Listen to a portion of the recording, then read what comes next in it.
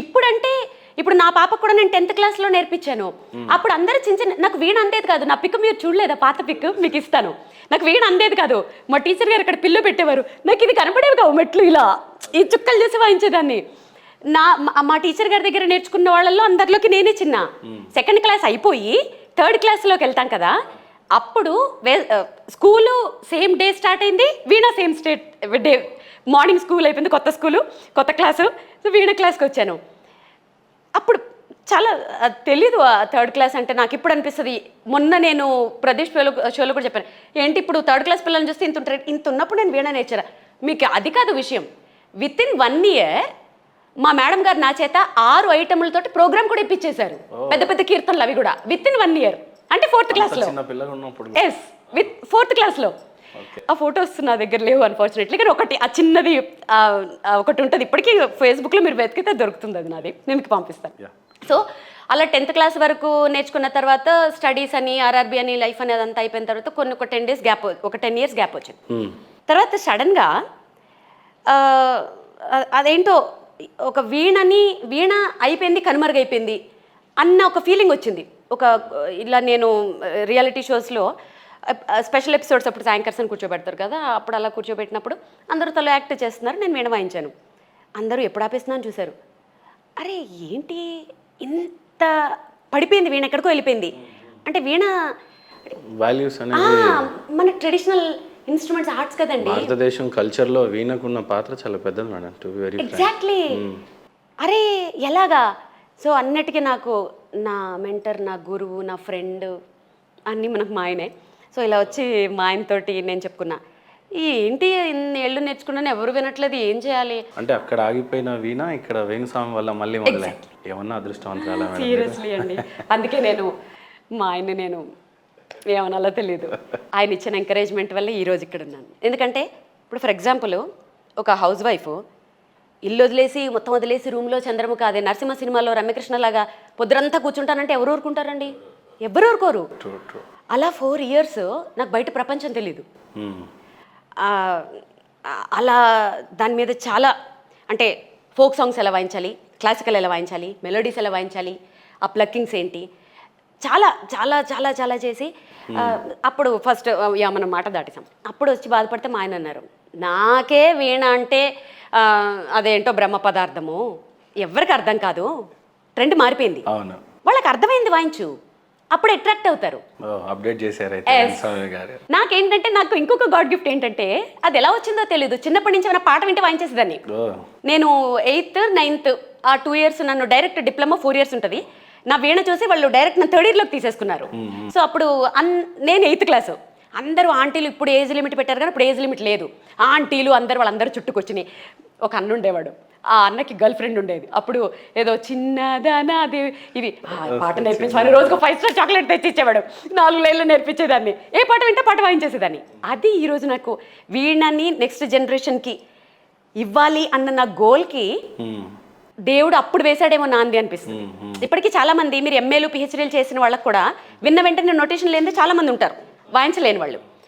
వింటే వాయించేసే వాళ్ళు కొంతమంది ఉంటారు. నాకు దేవుడు గాడ్ గిఫ్ట్ ఇచ్చాడు, నేనే నోటేషన్స్ రాయక్కర్లేదు, వింటే వాయించేస్తాను యాక్చువల్లీ.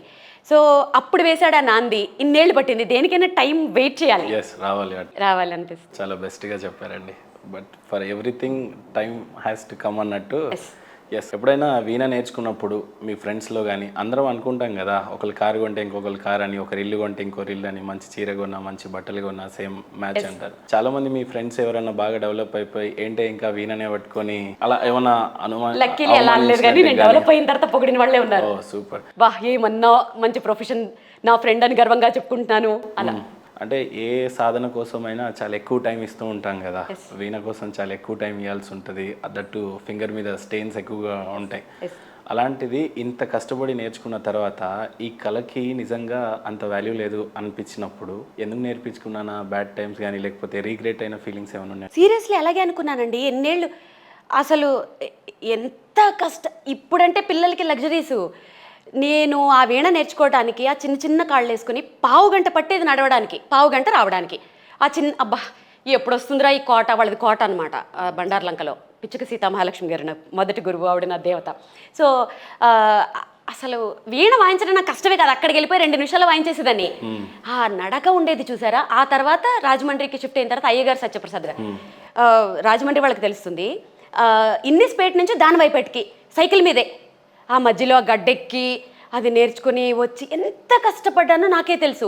అంత కష్టపడిన వీణకి ఇప్పుడు ఆదరణ లేదు అంటే మా ఆయన దగ్గర అదే అంత బాధపడితే మా ఆయన ఇచ్చిన సలహా అది. ఎవరు వదిలేమన్నారు? అఫ్కోర్స్ ఆ ముందు ఇయర్ నుంచే చెప్పారు, నీకు నెక్స్ట్ ఇయర్ నుంచి నువ్వు యాంకరింగ్లో ఉండవు, నువ్వు ఎలాగో వీణలో ఏమైనా ఎక్కడ పోయిందో అక్కడే వెతుక్కోవాలన్న సామెతలాగా భారతదేశం కల్చర్లో వీణకున్న ప్రాధాన్యత నిజంగానే ఈ రోజులలో చిన్న సినిమా రిలీజ్ అయితే ప్రమోషన్స్ కోసం పెద్ద పెద్ద హీరోల దగ్గరికి పోతా ఉంటారు. ఈ రోజు వీణ అనగానే 2 రాష్ట్రాలు అయితే షేక్ అయిపోయినాయి. దానికి శ్రీవాణి అనే పేరు ఇంకా మారుమోగిపోతుంది.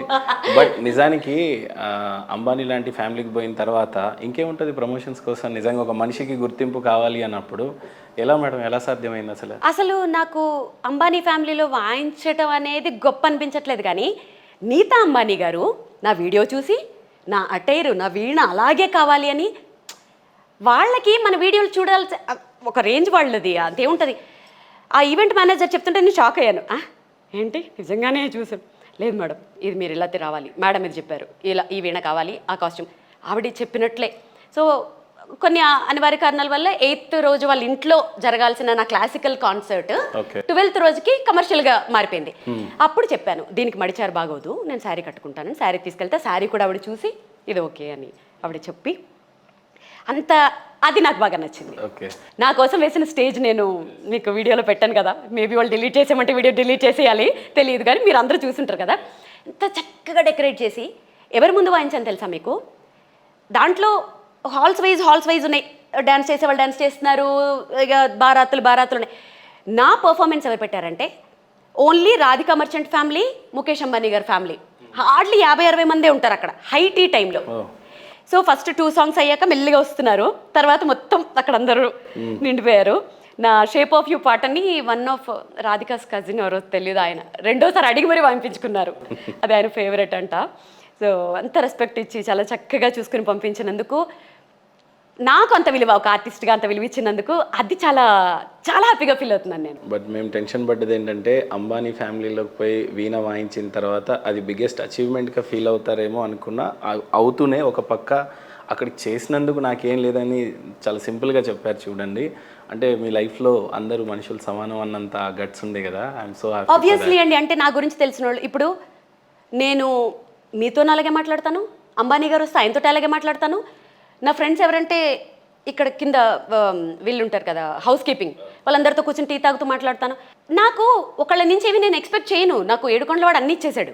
సూపర్ అండి. నేను ఎవరి దగ్గర నుంచి ఏమి ఎక్స్పెక్ట్ చేయనప్పుడు వంగి దండాలు పెట్టడాలు, ఆ పొలైట్నెస్లు అవి నాకు అవసరం లేదు. నేను అలా ఉన్నా మా ఆయనకి నచ్చదు, నువ్వు ఎప్పుడు అలా ఉండాలి అంటారు. సూపర్ అండి. యాక్చువల్లీ తెలుగు వాళ్ళు అనిపించారు, ఎందుకంటే చాలా మీడియా ఛానల్స్ రాస్తున్నప్పుడు అంబానీ ఫ్యామిలీలో అవకాశం కొట్టేసింది అంటే అదేదో పెద్ద అచీవ్మెంట్ అనుకున్నారు, కానీ బట్ ఇది మీరు పోతున్న క్రమంలో it's a part of journey. దానికి పెద్ద అచీవ్మెంట్ అదే లాస్ట్ అనేసరికి కాదనిపించారు. దానికి నేను ఒక తెలుగువాడిగా నేను గర్వపడుతున్నాను యాక్చువల్లీ. అంటే ఎస్పెషల్లీ మీ యాటిట్యూడ్ నాకు చాలా నచ్చింది. మేడం, తెలుగు సినిమాలు ఈ రోజుల్లో నిజంగా ఒక కల్కి కానీ లేకపోతే ఒక బాహుబలి కానీ ఇలాంటి రోజుల్లో తెలుగు వాళ్ళ సత్తా ప్రపంచం అంతా చాటుతూ ఉంది. ప్రపంచానికి గుర్తింపు తెచ్చిన అంబానీ ఫ్యామిలీస్ కూడా హార్డ్ వర్క్ కూడా ఒక పెద్దదే కదండి. జీవితంలో ఎదగాలి అన్నప్పుడు ఎన్ని కష్టాలు దాటుండారు వాళ్ళు కూడా. అలాంటి ఫ్యామిలీలోకి పోయి వీణ మీరు వాయించారు. సో తెలుగు వాళ్ళు ప్రతి చోట ఉన్నాము అని చూపిస్తుంది. వాళ్ళది బాలీవుడ్ కల్చరే కావచ్చు, కానీ తెలుగులో మంచి కల్చర్ అది వీణ. అది అలా వెళ్ళటం అనేది ఎలా అనిపించింది మీకు? ఆబ్వియస్లీ, ఎందుకంటే నేను వీణ అనేది ఓన్లీ సినిమా పాటలు వాయించేస్తేనే జనాల్లోకి వెళ్ళదండి.